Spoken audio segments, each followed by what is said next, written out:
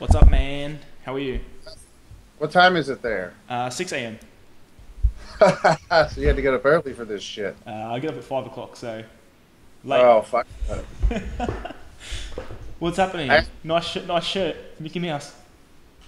yeah, I love my girls love my Mickey Mouse tank top. They think it's funny. So do I. I think it's funny. So, bro, today we're just going to be going through your career, how you've developed a name for yourself. I love you, no bullshit kind of guy. So I guess to start with, let's just go over some of your history. I guess who Paul Carter is, and sort of a little bit more about you and your career so far. Okay, you want to start now? Yeah, let's rock and roll. All right. So I got started training when I was 14. I'd actually I took a Greyhound bus from Mississippi, which I think all you guys are in Australia, so you don't have any fucking idea where that is. So it's in the southern part of the United States, and I took a bus all the way to the northwestern part of the United States, which took like 4 days on a bus, which was just god awful. And I got out there, and I was going to train in martial arts with this guy, and I lived with his parents, and he made me go to the gym with him, and I fucking hated it. And like the first day we went in, we trained. I think it was like chest, and then we go to lunch and come back and then do back for like an hour and a half. And then like the next day, I remember waking up and literally being like paralyzed how sore I was and couldn't get out of bed. We did this every day, and eventually I ended up getting hooked though, and it took. And I've been training ever since. And I'll be really fucking old this month. I'll be 40, so I've been training for like 26 years now. So yeah, so that's how I actually got started training, and it was probably how I ended up, I guess, in this quote unquote position is about 5 years ago. I was good friends with Jim Windler. You know who Jim is? Yeah. Yeah, of Elite. I wrote 531, obviously 531 fame. Now he's obviously retired because he sold about a bazillion of those books. Yeah. And I love to write, and so I started this like online blog journal. It wasn't even open to the public. Nobody could see it. I just like to write.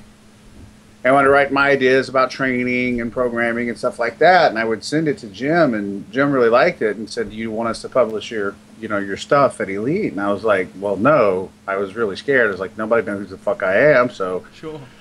yeah, it's like, no, I don't want you to do that. So he kind of stayed on me about it and stayed on me about it. And eventually I just gave in and said, okay. And they put it out there, and it was well received. And they asked for more stuff, and I ended up writing more stuff for them. And everything really just kind of took off from there. Yeah. So How did you feel after, I guess, it was well received? Tell me about that. I was very surprised for one. I think the thing you have to brace yourself for, anytime you put yourself out there is criticism, right? I mean, that's the biggest thing. It's like, nobody's, just going to love you. I always make jokes about, guys putting up videos. Every time a guy puts up a video and somebody criticizes it, he gets pissed off. I'm like, hey, look, if you're going to put something on the net, not everybody's going to line up to suck your e-dick, okay? So, E-dick. yeah, no, yeah, that's exactly right. You have to be prepared for criticism, and at first, like I said, it was well received, but then of course you're going to have detractors and people. The net's full of fucking trolls, and you have to develop a thick skin, and you have to learn the difference between constructive criticism and destructive criticism. And that's something, the truth is, a lot of people don't have either, online or in just their daily life, is the ability to decipher between, hey, when is somebody telling me something that is going to help make me better, and when is somebody telling me something just because they're an asshole? Hmm. So I had to really learn how to, let shit slide. And I've read all sorts of shit about, myself, people. I mean, literally everything from lies to just people, just saying I have an irrational hatred for this guy. And then the flip side, there's lots of people that love my stuff. You have to learn to take the hate with the great. And, somebody once told me, said, you have to be loved or hated, but don't ever be ignored. So there's good and bad that comes with that. When I first started writing, I had a very kind of dogmatic, aggressive, kind of fuck you attitude in your face kind of thing. But the truth is that I've gotten older, I've mellowed quite a bit, and the other thing is that I've, kind of learned that you have to be able to, in order to resonate with people, a broader spectrum of people, you can't polarize yourself so much. You don't want to be a polarizing figure, and there's some people that can get away with that. I just didn't want to be that person. So over the years, my writing style changed, and then, of course, as information changes and stuff like that, it's okay to go back and say, well, I was wrong about these things. So there was a long learning process with that kind of stuff, but it's been fun. It's been an interesting ride, and there's all sorts of stuff I could tell you. Well, I'm not going to tell you that have happened over the 5 years, but it's a weird position to be in sometimes, for sure.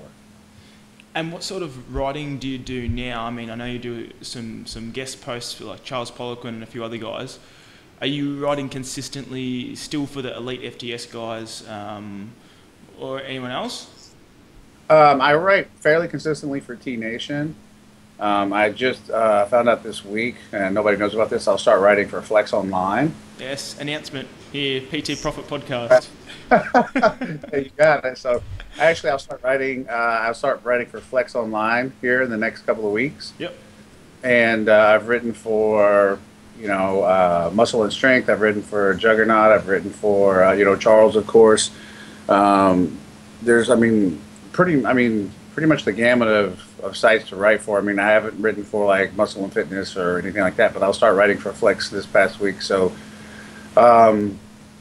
anytime I need to write, or want to write something for Charles hits me up if he wants something, and I write for him. Or I write stuff, like I said, for T Nation, and I hit up TC Luma and ask him, hey, what do you think of this? Do you guys want it? And stuff like that. So yeah.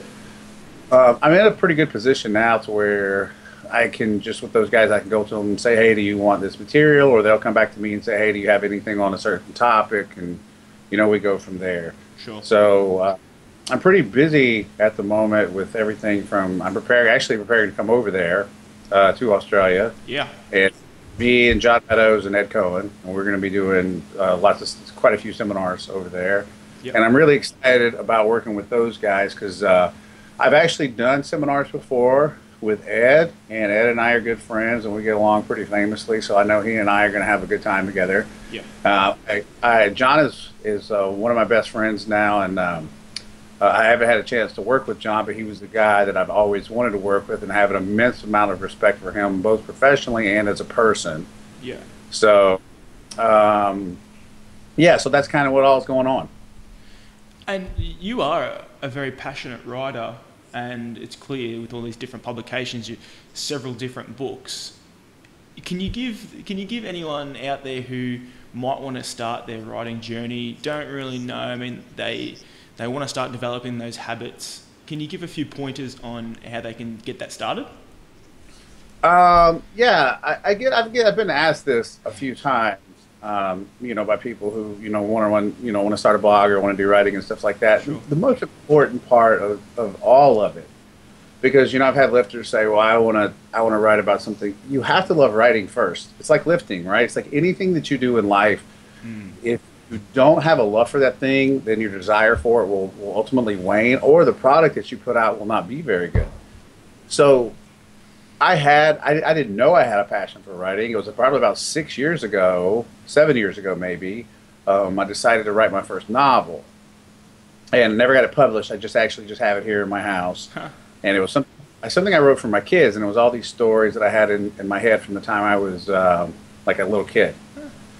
And it took me 2 years to write it. It was like 440 pages, and I just loved the process of it, right? So it's kind of a strange experience. I just ended up learning that I really love to write.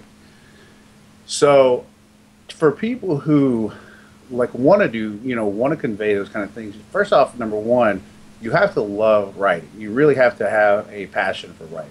Yeah. And if you don't have a passion for writing, then you're not going to write very well, and it's not going to be very good, and people are not going to come back to read it. Mm-hmm. So the most important thing is to figure out whether or not you have a passion for writing. There are some guys that have a passion for doing stuff like YouTube videos. I don't personally like doing those things. I don't really like doing YouTube videos. I don't know why it feels strange just speaking into it. Like we're talking, that's different, but it feels strange to me just speaking into a camera to no one. Yeah, sure. And there's lots of guys that do great YouTube videos. I'm just not one of them. So, but writing, I can write. And I talked to some of those guys, and they're like, I can't write shit. And I'm like, right. You have to find the things that you really like to do, and then you're going to be good at them. So it may not be writing, but it could be YouTube, or it could be something else. I don't know. But you have to have a love for that thing, and if you have a love for that thing, they always talk about that. You follow your passion. Your money's going to come. Your how good you're going to be at it's going to arrive. So you really have to have a love for that, for whatever that is. So my first thing to people who figure out, want to figure out if they want to do that, do you love writing? And what I mean is, you love it. I'm friends with a best-selling author, and one of the things he advises other, prospective writers to do is write for 20 minutes a day. If you can't write for 20 minutes a day, you're not a writer. And if you can't write for a good 20 minutes a day, you're probably not a writer. So, I mean, that's the two very simple things. Because if you think about 20 minutes a day, it's not a lot of time, right? If you write for 20 minutes a day every day, that's 140 minutes worth of writing over the course of a week. So then over the course of the year, that's a lot of minutes worth of writing. You're talking about a large body of work at that point. So, if you can't put in that much time into your writing, then you may not be a writer. Probably best to concentrate on other things like podcasting or YouTube videos, or there's a ton of other activities that you can do, rather than forcing yourself to be a writer just because someone's told you that's the only way, because it's not the only way. No, at the internet now, there's so many different avenues. Like you said, podcasting, YouTube. You can put out articles. There's some people are Instagram whores. I mean model. Yes. Basically, there's so many different ways you can reach out and get an audience with what you do. And that's the best thing about it. So I just found that it was writing, and I love to write. And, that's, if you're really good at something because you have a passion for it, then that'll eventually carry you. Paul, tell me about Lift Run Bang, the name. Where does that derive from? Well, when I started the blog, I called it Functional Strength, which is the worst fucking name in the world, because nobody could ever really define what functional strength is, and that debate was carried on very heavily for a lot of years. And did functional strength mean, at the time, I was on a board and we used to make jokes, and I don't know how many people remember Brooks Kubik, but he wrote Dinosaur Training, and he did a bunch of odd lifting and stuff like that, and I used to make jokes that, functional strength meant doing stuff like toilet bowl throws, like in your backyard, it's like pick up the toilet and throw it as far as you can, and and stuff like that, because it's functional. Like, you need to pick up a toilet sometimes, I guess. Yeah. So, but I wanted to redefine what functionally strong meant, which was what I felt like was be strong and be in shape. So in other words, be strong, but be able to move, be able to run, be able to, have a gas tank. Yeah. Be an athlete. And so I just ended up deciding it was like at the time I did a lot of conditioning. I would go do hill sprints, 2 or 3 times a week, and things like that. So it was like lift, run, and I couldn't think up anything at the time. So I just ended up I don't remember how I arrived at lift, run, bang, but obviously everybody thinks bang means sex, and it can if you want it to. That's perfectly fine. You can mean that if that's what you wanted to. Yeah. But it was supposed to be a variable. So lift, condition, and then bang, like and whatever it is you're doing, whatever it is you're training for, whatever it is you're passionate about in life, or, if you're an MMA guy, lift, run, bang. Well, that makes sense. Or if you're a football player, lift, run, football, or, it was just a variable and a play on words. But I love the fact that everybody always thinks it's about having sex. I honestly, yes, to be honest, I thought it was that too. I was like, oh. Everybody thinks it's about having sex, which is just funny. Yeah, it is. But you don't forget it, right? No, not at all. That was the point, is like for it to be memorable. Now, Paul, you mentioned earlier you started off in martial arts. What was your chosen art? At that time, it was actually ninjutsu. Yeah. And then after that, I ended up taking Kenpo karate of the Ed Parker style for quite a few years. And then when I got here to Kansas City, I actually spent about 4 years training in Krav Maga. So, I mean, I've taken quite a few styles, and I think I spent 4 years taking Krav Maga. And you know, when you're doing martial arts, I know for me, like especially in Krav, like I was just beat up all the time. You know, from grappling, ground fighting, sparring, everything I had to do, and it really interfered greatly with my training. And there were things in training that I still wanted to accomplish. And a lot of the training that outside of the combative work that we did, a lot of the guys were training and, you know, to get ready for MMA fighting. And I knew I was never going to be an MMA fighter, that because the amount of time those guys have to put in a day and a week to get ready for fights is just incredible. So I ended up, I'm still great friends with my instructor, and but I ended up like not going anymore just because I felt like it was better to put my time into training and stuff like that. Because I mean, I already done martial arts for 20 years. I mean, like I said, I'm pretty well equipped to, you know, defend myself, and I'm not going to be an MMA fighter. So I gotta feel like that run had ended. Yeah. So, okay. I said I was just beat up. You just get beat up all the time. I mean, you just beat up all the time. I know I would. How much mobility work do you do nowadays, especially, and don't take this in offense at all, but like as you're getting older, you said you were 40, what sort of mobility work are you doing now, and how important have you noticed that as you're starting to, you know, get older? Well, first off, I want to be really clear about this. I'm not 40. I'm going to be 40 this month. Apologies, yes. I'm such a prick. I'm not 40 yet. Don't fucking rush it. Yeah. I'm trying to do anything I can to slow down the days before 40 gets here. But actually, I wrote an article for Muscle and Strength about this. I don't actually do any mobility work. What I do is I incorporate movements into my training that keep me mobile. So I don't really have, like, I don't know if you've watched my videos, but I can still do stuff like a deficit, stiff leg deadlifts off a 4-inch deficit with over 600 pounds. And I do press by the necks with 365 pounds, you know, like full range of motion. And because I've always kept those kind of movements in my training, I hear guys say stuff like, well, I can't do press behind the neck because they hurt my shoulders. Well, Charles and I talked about this, and Charles said one of the ways he tests shoulder to know if a guy has good shoulder mobility is if he can do that exercise or not. So they kind of have it backwards. The whole reason why they can't do those movements is not because the movements hurt, it's because they don't have the proper flexibility and mobility to perform them. Because if they did, they could, because people have been doing those movements for decades and decades and decades without problems. I do think we have a mobility problem with a lot of strength athletes now, because people have been told for so long to avoid those kind of movements, and they don't do them. And then when they do them, they don't have the mobility to take their joints to those range of motion. But there's nothing. I've been doing press behind the necks for 20 plus years, and I have a permanently separated left shoulder from football, and I've never hurt my shoulder one time doing them. And I use over 300 pounds for reps, you know, every couple of weeks on them. It's not, and I can't tell you, if I had $1 for every time that I read an article that press by the necks were going to fucking destroy your shoulders. You know, bench press has a far bigger chance to destroy your shoulders, honestly.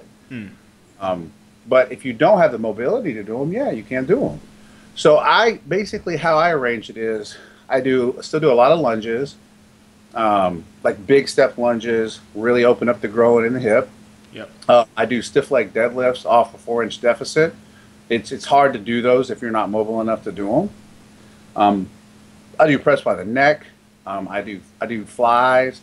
I have a whole arrangement of movements I can do that keep me mobile and keep a large range of motion that I'm able to perform in, but that also give me economy because I'm getting stronger. You know, I'm building mass, those kind of things.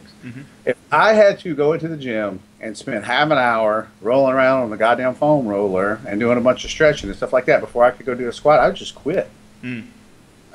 So for me, it's more practical to pick movements that actually I have to do to get bigger or get stronger, Sure. but that also take me through a range of motion that keeps me mobile as well. And you can do that. Using a full range of motion in most of your movements should be keeping you mobile. Hmm. So, and then some guys get injuries and stuff like that, and it can change your mobility, because of movement patterns, or, maybe you don't have a tendon, or you have scar tissue or stuff like that. But I think it's important for guys to be smart enough to pick movements that can and will keep them mobile in training, so that you're not having to spend 20 or 30 minutes at the beginning of a workout just so you can do a bench press or a squat. Hmm. No, perfect.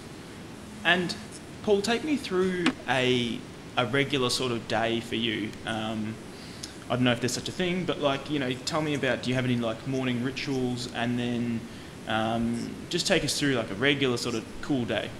Oh, okay. Usually I wake up and Adriana Lima gets out of the bed and will go in and make me coffee. And then wait a minute, that was a fantasy. You said a real day. Oh yeah, right. Oh, okay. So a normal day, I usually get up and I go through all my client stuff in the morning, and then have training, and then I'll do training, and then I come back, and then I usually have articles to write, or I have new programs to develop or to work on, and stuff like that. And that takes up a great majority of the day. And then I have to do stuff with my kids, so I always have to get my kids from school and things like that, and I have to cook all my meals and stuff like that. It's a pretty leisure life. Most of the work that I do at this point anymore, is through online, and I have for example, I have 3 IFBB pros I'm training right now that I'm getting ready for a competition on Orlando in May. So pretty much everything at this point revolves around either writing articles or research or training, or getting my guys ready for competition and stuff like that. So I was, for 15 years, I was actually a computer engineer. Yeah, sure. So yeah, I was a Unix engineer for 15 years. So I was legitimately like a fucking nerd. Yeah. So now for the last year, I actually am able to just concentrate on what I do now. How did you, so you're working 15 years as the Unix guy. Were you on the side doing client extra work on the side, or how did you fit both in? And then what was it? What triggered you to go, fuck this, it's time, let's move over now, 100%? Well, I mean, my business started growing enough to where I felt comfortable. Mm-hmm. And I hated, my job went from one that I loved for years and years and years to, we had management change, and we had a complete environment change in the culture, the one that I hated. Mm. So eventually it was just the easy decision to go ahead and take a risk to move into just doing this full time. And I'm glad I did. I mean, it's been a big blessing. Mm. So, I mean, that's kind of, I think I read once that men tend to change their careers, 2 or 3 times in their lifetime. So I'll probably try pimp in the next 10 years. You've got one left. One more change. Yeah, I got one more. So I'm gonna put pimp out there on the side, and I'm gonna give that a shot whenever this runs dry. That's awesome. Hey, where do you believe the fitness industry is going, especially with online training? But even apart from that, I mean, in-person training is still huge and always will be. Right. Where do you see the fitness industry heading over the next 2 to 5, even 10 years?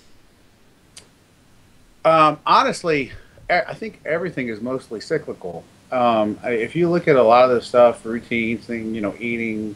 I mean, think about how many times, as you can see, there's not a lot new to talk about. The truth is, the barbell's been around for 60 plus, 70 plus years. You can go back and look at routines written by Doug Hepburn, from 40 years ago, and the principles that he espoused then are still valid today. Mm. So, if anything, one thing that I'll see happen, I think that's you've already kind of seen happening, is I don't know how to put this eloquently, and I don't speak eloquently anyway, but I need to articulate myself well about this point. I saw the other day where I think it was the WBFF or whatever the federation is going to be introducing an actual model division. Yeah. So you knew about this? I've seen similar stuff. I saw a picture where there's What the I know. what the fuck does that have to do with training? No, I know. There was a picture of a guy on one side that was in his jocks, whatever, like in a suit, a posing suit. And then on the right-hand side is a guy fully covered up, wearing an actual, like a business suit. And like his hair was done. And I'm like, had a tie on. I'm like, what? Like, what are you doing? What does that have to do with training? No, what does zero. It have to, like, what is it, if they want to do something like that, you know, what does that have to do with physiques or fitness or whatever? What does that have to do with any of that stuff? I mean, I personally already think, like, you know, that there's a couple of divisions out there, which I don't get into, are pretty close to being an abomination. I guess my mentality growing up, when I was training, coming up through my early training years, was that the whole purpose was to train hard enough to become something that was exceptional. Right? Well, like now, like you have guys that can go in. You take like a skinny little guy can go in and train for 6 months or 7 months and get abs and go become a pro in become a pro at, you know, men's bikini in a couple of months. And you know the guy's only been lifting for 6 months or 8 months, and you know a year from then, if he's really popular, has 1 million followers on Facebook or whatever. And the guy doesn't know anything. He doesn't know anything, and he hasn't achieved anything that was difficult. You know, like he hasn't. And when I was coming up, it was always, to me, it was about trying to achieve a level of muscle mass or strength or conditioning or any of those kind of things that was incredibly difficult. You know, that was incredibly hard. And I see these things as like appealing to the laziness of this generation because, you know, these guys that get put up on these pedestals like are 185 pounds with abs. I mean, I've been at the Olympia, I've been at the Arnold, I've seen these guys. Like you in clothes, you can't tell they train. I can't tell they ever lifted a weight. When I like, who is that? And they tell me, I'm like, what does he do? 1 million Instagram followers, yeah. I can't ever tell he lifted a weight. And to me, it's such a weird thing to think about because I thought the whole purpose was to become something exceptional. And, you know, it's if these guys have been training for 15 years and were really, and there are guys like that. I don't want to label all of them in that kind of way, right? Sure. Most of them were genetically blessed, to be 185 pounds with abs, and can win these shows. And it's the same thing like with bikini. Like a lot of these bikini women, they don't look like they've ever trained either. And, the same thing, like a woman, these women show up and go, oh, I want to do a show. They've never lifted weights in their life. They want to do a show in like 3 months. Yeah. To me, there's nothing involved there that you have to really put out a significant amount of time and effort for. And it seems like those divisions that keep popping up like that are catering to that. Like, so if you're going to have a model division, you don't have to lift weights at all. You can just be really good looking and show up in a suit and win. I don't understand what is there that they've worked for. I always felt like that you should be rewarded based on something that you worked for. I mean, it's still hard to become an IFBB pro as a bodybuilder. And it's if you're winning Mr. Olympia or if you're taking top 10 on Mr. Olympia, that's a big deal. But that's a lot of work. That's a lot of years. That's a lot of discipline. Does it take a lot of work and a lot of years and a lot of discipline to become like a men's bikini, whatever IFBB pro? I mean, there's lots of guys that doesn't. There's they're genetically blessed and they go in and train for a year and go win some amateur shows and go pro. Yeah, exactly. You can. And it's no, and it seems like that appeals to people, right? It really does. It seems like that has more appeal now because guys can say, well, he's natural, and they're not natural. Trust me, there's lots of guys in the men's bikini that are not natural, and they're not. I've seen gyno on some of these guys, So I'm like, you're in men's bikini and you have gyno. What's wrong with this picture? Do the math. I'm just at a loss. Like that's it's amazing to me. But as far as like where we're headed, it seems like we're headed in that direction right now for a while. Like it seems like, and that's dictated by money, of course, by money and popularity. And it seems like That's what people want. So if you want to know where I think we're headed, I think we're headed back to hardcore bodybuilding in the next 10 years. Does that make sense? Yeah. Okay. The next 10 to 15 years, because what I think will happen is it'll run its course, and then the fitness industry will find its way back around to what was popular 20 years ago. These things run in cycles, right? Yeah. And it's kind of like mullets, right? Remember when mullets were cool, right? It's like back in the 80s and early 90s when everyone had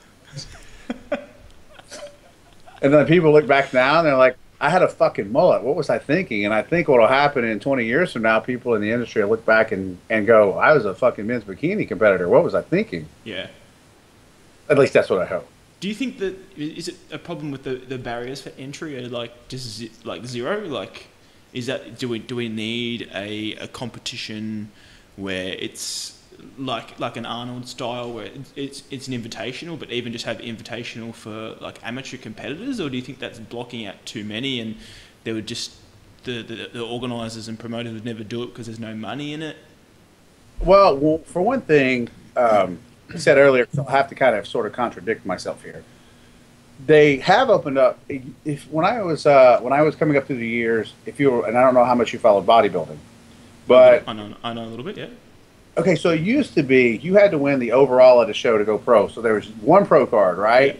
Yep. Now it's like first place and second place in a division goes pro, and then of course the overall goes pro. So it's watered down the field, right? Sure. So if you want to make things difficult again, make it more elite. Make it more elite. Give one pro card to the overall at every division like that. Well, I don't want to name any names or anything like that, or like shun anyone's federation, but the way it seems is that the highest level league, the IFBB, and correct me if I'm wrong, but I mean you have to pay for a yearly membership to be a part of it. I mean that just doesn't make sense to me, that to be at the highest level and to be someone that's looked up to as having the goal physique, and someone who's worked damn hard and whatnot, and put in their time and travel to all these different events and training and nutrition and whatever else supplements they have, and then they have to pay to be part of another group. No wonder the federations are giving away, are upping their membership rates. Well, I mean, nobody that gets into bodybuilding or powerlifting or any of these kind of things gets into it for money. I mean, a lot of these guys end up spending more, on a drug cycle than they'll make by winning the competition. Yeah. So, I mean, it's not, if I had a son, I have 3 daughters. But if I had a son, he was athletic and said, Dad, I want to be a bodybuilder, I would say, no, you want to be an NFL football player. Yeah. You want to be a baseball player. You want to do something athletically to make money, or even, God forbid, before I piss everybody off here by saying this, be a great CrossFitter. Because there's money there.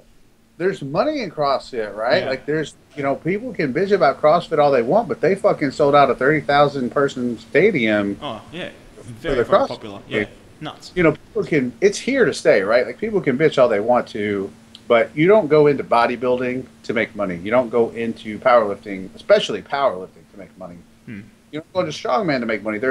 People go into those things because, as I talked about earlier, they find a passion for them. And they want to do them. They want to excel at them. And, that's what gives them a certain amount of fulfillment in their life. But they go to those for money. So if you have a passion that turns out to be something that, can be athletically inclined, I would say, football, baseball, basketball, or CrossFit, but, you're not going to go any of those things to make money anyway, so you might as well understand you're going to spend money.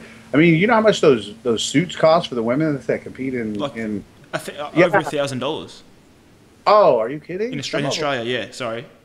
Oh well, some of them are $7,000, $8,000, $9,000. No, you're kidding. No, oh my god. Yeah, they get pricey as fuck. Jesus, with the fucking real diamonds on them, real diamonds, real gold plated. Right. That's psycho. Oh my god. Yeah. Okay. I know for a fact that for a couple of women that I know, their suits were like $4,000 and $5,000. Yeah, you're right. You're not getting into this sport to make any sort of money. That's why there's so many companies out there. Or I mean, one of my pet hates is fitness industry personnel. I mean, they come up on my Facebook and they're on my Instagram feed or whatever all the time, and they're always posting pictures and plugging products about, you know, oh, I couldn't do this without my Oh my God. Optimum Nutrition pre-workout, and it's like, well, fuck, you fucking can. Like, just relax a little bit, because you can actually get it done. It's ridiculous. I saw this one girl's, and she was like, it was the most canned thing I ever saw, and it was like, can't wait to have my, like, you know, my muscle meal, like, after my workout. Yeah. Like, favorite part of the day. And I'm like, you sound like a fuck, and I literally think I wrote, like, you sound like a commercial. Good, yeah, exactly. And it's just it's such a canned response, and it's such a con thing, right? Like, oh, I have a sponsor, let me go plug my sponsor. Yeah. You know, and they all do this. And the other thing that those people don't get is that the sponsor ends up owning you. Like, there are women out there who ends up like clothing sponsors, and they literally can't have a picture taken of themselves without wearing their sponsor clothing. I'm like, so you don't even get to decide what you can wear anymore. Yeah. Like, how much money would somebody have to pay me in order to tell me what clothes I could wear in pictures day in and day out? It'd have to be a lot of fucking money. Yeah. Because I'm going to wear some Mickey Mouse tank tops. That's right. Oh, I mean, and then people don't even think about that they what sellouts they become. And what are you getting out of it? Like, what do you really know about that person? The one thing, when I had this talk with some IFBB Pro lady competitors a couple weeks ago, and I said, a lot of people don't understand that the sponsors, you know, they just use you for a body. That's all that's all you are to them. Like, what does someone who goes out to, say, BSM's website, or goes, you know, and I'm not picking on any particular supplement company. Yeah. But what voice do they give the athlete? Like, when you go to these booths at the Olympia or at the Arnold or whatever, even if you see these people and you know their faces, you don't know shit about them. You don't know shit about them. I don't know anything about these motherfuckers. Like, all I know is they compete at something, or you're like Paige Hathaway and just, you know, Instagram famous for no fucking reason. Yeah. But I don't know anything about you. I don't know nothing about you. Like, what do I know about you as a person? You know, it's funny because this is one of those admitting you're wrong kind of things. Is that the people I used to feel that way about was Dana Lynn Bailey and Rob Bailey. Yeah.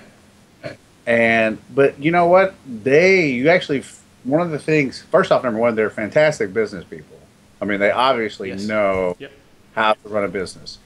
But with them, you know, they did that thing, I think it was before the Olympia, where they drove all the way across the country in Porsches. I don't know if you saw that. I saw that, yeah. Yeah, but you feel like you get to know them as people, right? Like, that's kind of a unique inside look to their life. Yeah. And I can respect them. And then the other strange thing that happened when I was at the Olympia, I walked right into the Olympia, like, downstage, and I run right into Rob and Dana. And I have to stand there and talk to Rob for a while. And I had talked a bunch of shit about him because I thought that he acted like a douchebag. And I talked to him for about 10 minutes, and he's really fucking nice. Like, really, really personable. Yeah. Yeah. And, like, I mean, really nice. And I was like, well, I'm the fucking asshole. Like, I am the asshole. You know, they know how to appeal to their fans. They know the market base that they have, and they do that really well. And I only spent, 10 minutes around them. But the 10 minutes I spent talking to them, they were really nice. So it's okay to say you're wrong.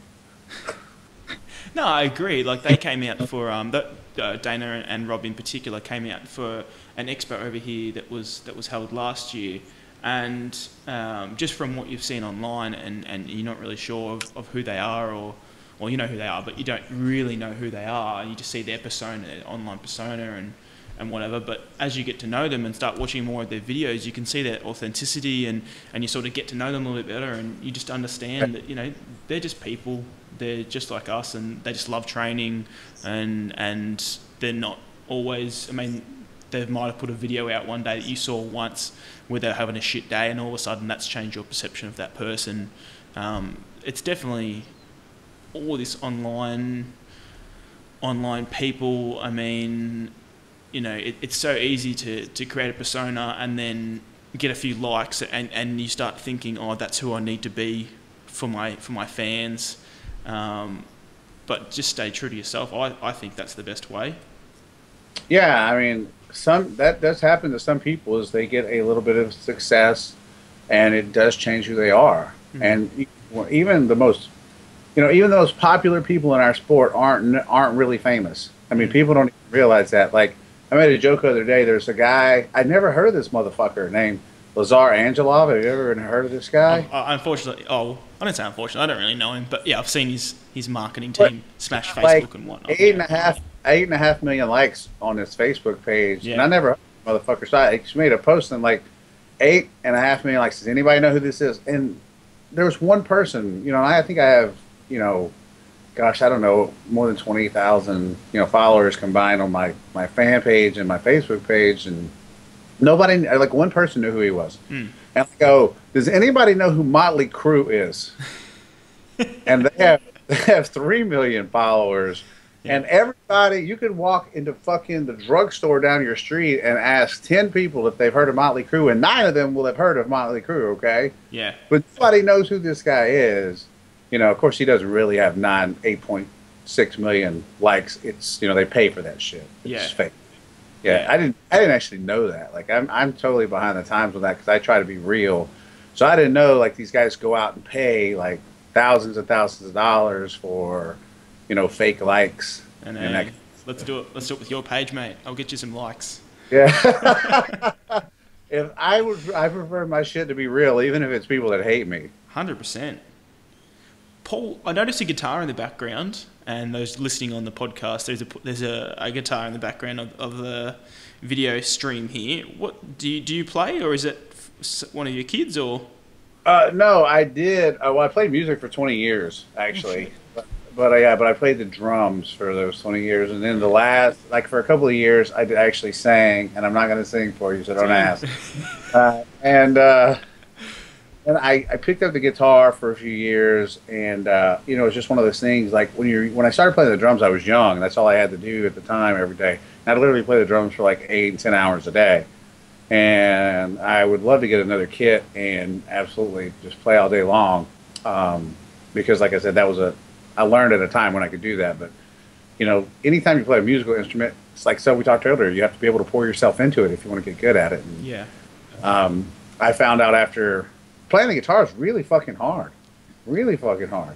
Yeah. So after 6 months of it, I was like, man, just fuck this. Made the decision. Can't do it. It's like anything you do. Like, I tell guys, like you start off lifting, when you first start off lifting and you can't bench 135 pounds, don't go watch videos of guys benching 700. It'll fuck you up, right? Like, you won't be able to get your head around that. And, it's kind of like, as a musician, I do have context, because when I could sit down and, all I could play was like Back in Black by AC/DC, and I'd go to watch, Yngwie Malmsteen, I was like, man, fuck it, man, just fuck it. I'll never be able to do that. And I'll know that I will want to be able to do that. Yeah. And then I think to myself, because I have, I don't know if you've ever heard of the band Job for a Cowboy. I haven't, no.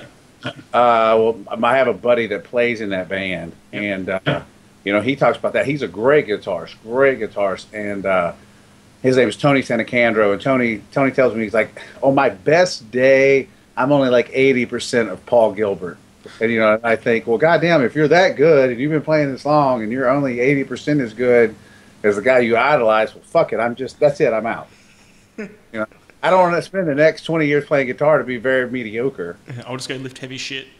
Yeah, I'll just lift heavy shit and write stuff. I can do that for a while right now. Paul, before we finish up, tell me a little bit about the seminars do you have any more information about the Ed Cohen and John Meadows seminars that you're going to be doing next year? Yeah, of course. This year? If you go, it's in 2015, and John and we get to Melbourne on, I want to say it starts April 4th. Yep. And if you go out, if you got to the Clean Health website and look at their calendar. Oh, sure. Yep. Yeah, look at their calendar for the year, list of events, and all the dates are on there. We haven't started outright advertising yet, but it's there. Yep. So there's no sign-ups for it yet, but it'll be coming. So awesome. It's going to be John and I will be doing something called Building the Beast, and I'll be going over one day where I talk about, programming for strength, how to get stronger, how to lift explosively, stuff like that.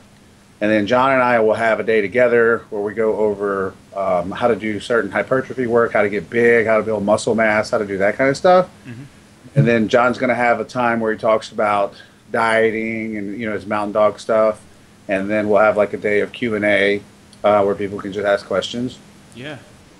And then Ed Cohen and I are doing a couple of seminars. I believe one's in Perth and one's in Sydney, and obviously that one will be completely powerlifting based. Yeah. So those will be a couple of days long. And the one with John and I are 3 days, and the one with Ed and I are 2 days each. So a lot of information to be shared over those weeks. Yeah. And I think I think the tour is starts in Melbourne, and then goes to Sydney, and that's me and John, and then Ed and I go to Perth, and then come back to Sydney. Yeah. So that's kind of the schedule for the whole thing. Yeah. And so it should. Yeah. Go ahead. No, I was just saying, are you going to hang around for a couple of weeks afterwards, or? Well, I don't think for a couple of weeks. That's a long fucking time. Come on, man. It's beautiful down here. Yeah, no, I absolutely am going to hang around for at least a week to see some stuff, because what's funny is I've always wanted to come to Australia, and I actually know a lot of people over there now. Yeah, I bet. I've got a lot of people that I know really well that are looking forward to me coming over, and I'm looking forward to coming over and seeing. So, I'm gonna take some time to hang around and see the sights and do some stuff and things like that. So yeah, I mean, I'm really excited and looking forward to it. Definitely. Paul, if anyone wants to reach you or learn more about you, is it best just to go to the liftrunbang.com website? Yeah, they can go there, or anybody that is interested in any of the programs I have to offer or stuff like that can actually email. Yep. Email me. Oh, you got a hold of me actually through the Facebook site. I did. And so they can message me there. I do check it, and I actually do respond to people, obviously, because I've had people like, I can't believe you responded to me. I'm like, I'm just a normal motherfucker. I don't ever understand that shit. And so they can reach me there, or they can email me directly at paul@lift-run-bang.com. Yeah, sweet. 100%. Thank you so much for jumping on here. Yeah. Any final words or thoughts? I mean, it's been awesome. Thanks heaps, man. No, just thanks for having me on. I always enjoy doing these things and having a good time with them. So, yeah, it's been a pleasure. Awesome, bro. Well, let's catch up. We'll stay in touch via email and hopefully see you when you're over here. Yeah, of course. I'll make time for you, brother. All right. Thanks for your time, man. Okay, buddy. Thanks for having me on. Later. All right.